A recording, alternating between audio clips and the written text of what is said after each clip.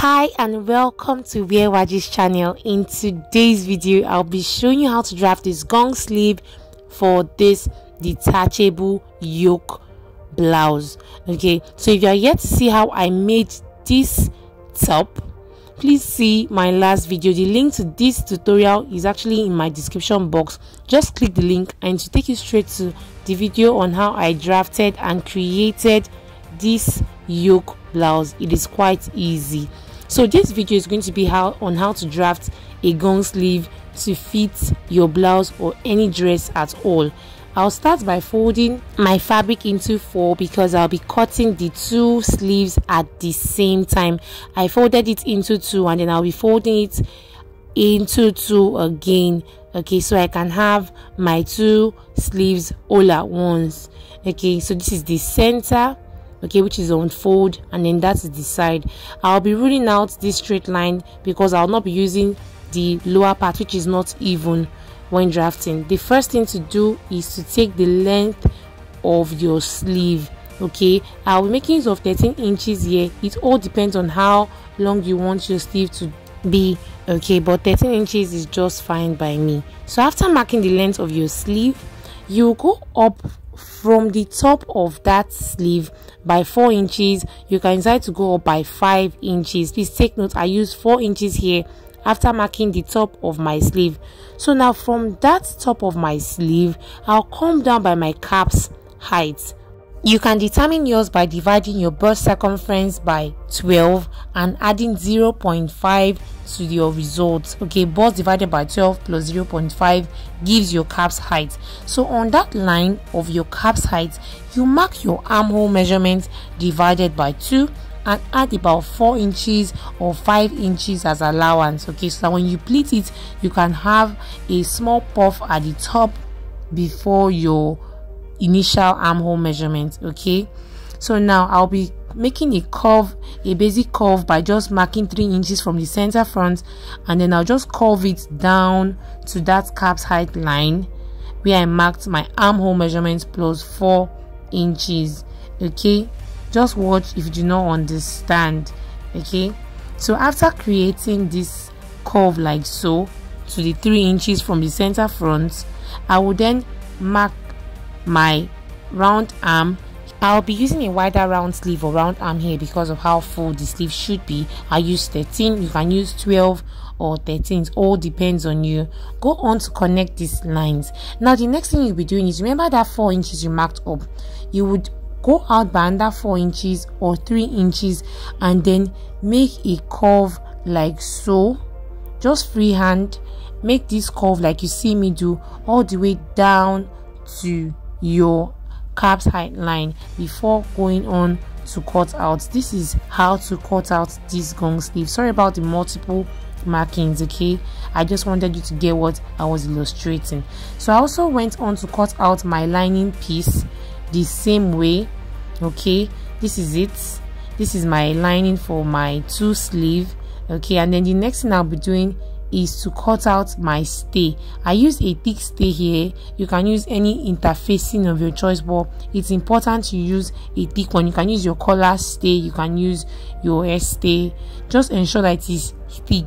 All right, now to cut out your stay, ensure that you cut out your interfacing in a way that it is 1 inch shorter and smaller, okay, than your main piece. All right, I'll cut it and I'll show you what it looks like. So this is what it looks like here. I have cut it out and ensure that it is about 1 inch smaller, so that now that I have attached it by just using my pressing iron to attach or gum it to my fabric, this is what it looks like. You can see that I have spaces all around it, and I place this collar stay on the main fabric and not the lining. The next thing to do will be to join my lining piece to the main piece of this sleeve. Now to do this, I'll be placing my lining right side facing the right side of my fabric like so, and then I would go on to join the lower part first by 1 inch, okay, not half an inch, because we'll be using it to form a casing. So I'll turn it over so you see what I'm talking about. Now after placing it right sides facing right sides, go onto your sewing machine and join the lower part alone first by just 1 inch. So after joining it, this is what it looks like. Now I joined the lower part first because we'll be using that allowance that you see there to form a casing for our boning. Okay, now to form this casing, we will be top stitching the allowance to the lining piece, okay, not to the front or the main piece, no, to the lining piece. So you can go on to iron it like you see me do, like this. So what you'll be doing now is to fold just 1/4 of that 1 inch you made as your allowance, like you see me fold, and then sew it down. Okay, let me bring it close so you can see. You take it to your sewing machine and then fold the allowance inwards in a way that can contain your boning. All right, after sewing it down, this is what it looks like. I also removed the interfacing on the allowance so that it's easy for my boning to go into. So I've just gone on to create a casing by top stitching on my lining piece. Please note, on your lining. All right, so I'll be using this non-sewable boning. You can use any boning of your choice, but I'll be using this, ensuring that it is 1 inch shorter by both sides of this sleeve. Okay, it doesn't get to the very end of the sleeve and doesn't get to the beginning of the sleeve, because I have my sewing allowance right there. I use my heat to make a little bit of curve, and so that it is not ruining any fabric at the end before tucking in my boning. Okay, so I went on to tuck in this carefully into my sleeve. All right, after fixing it in, ensure that it doesn't get to the very end.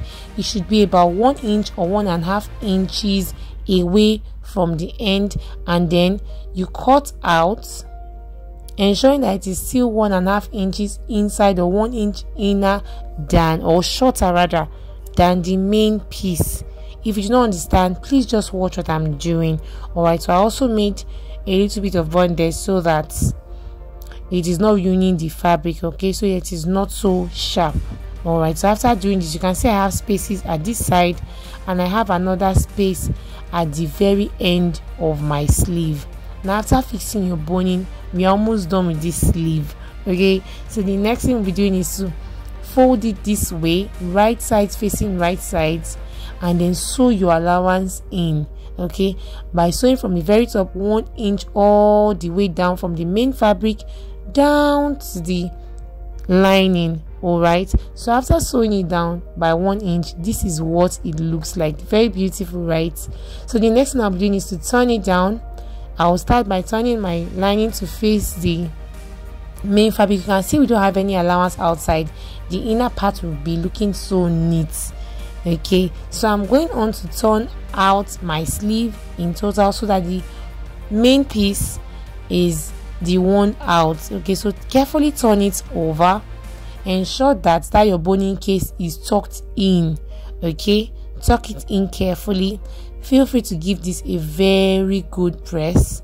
All right, so this is what it looks like. You can see how fine and sharp it is looking already. So after doing this, you start to fix it to your blouse, but before you do that, you have to form pleats, okay, or gathers. So you take it to your sewing machine and form gather stitch on it, or you can decide to just pleat it like I am doing here.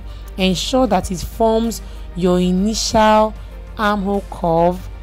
All right, and then after doing that, this is what it looks like. You can see that the gong sleeve is already formed. Ensure that it matches the armhole measurements you have on your blouse. All right, and when you're setting, it is then time to connect it to your top. So this is what we drafted earlier.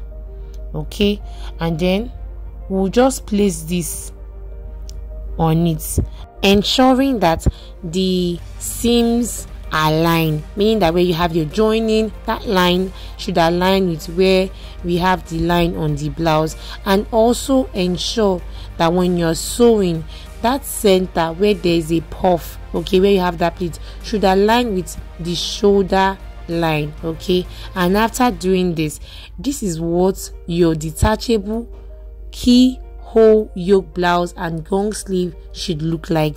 If you found this video helpful, do not forget to like and subscribe. Thank you so much for watching. I'll see you in my next video. Bye.